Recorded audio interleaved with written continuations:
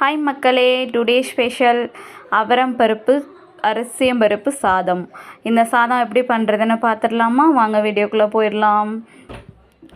தேங்காய், பூண்டு, கருவேப்பிலை, சின்ன வெங்காயம், வரமிளகாய், கொஞ்சம் சோம்பு, குருமிளகு, சீரகம், இது எல்லாமே கொஞ்சம் மஞ்சள்தூள் போட்டு ஒரு பேஸ்ட்டாக அரைச்சிடுங்க.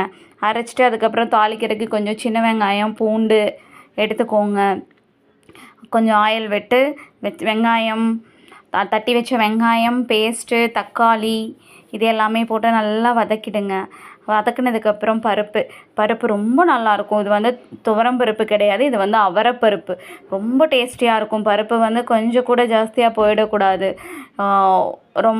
குழந்தைங்களுக்கு ரொம்ப ரொம்ப பிடிக்கும் இந்த ரைஸ். பருப்பு சாதம் தான். ஆக்சுவலாக இது துவரம் பருப்பு அரைச்சி செஞ்ச சாதம். ரொம்ப டேஸ்டியாக இருக்கும். இந்த வீடியோவோட லிங்க் வேணும்னா கீழே டிஸ்கிரிப்ஷனில் கொடுக்குறேன்.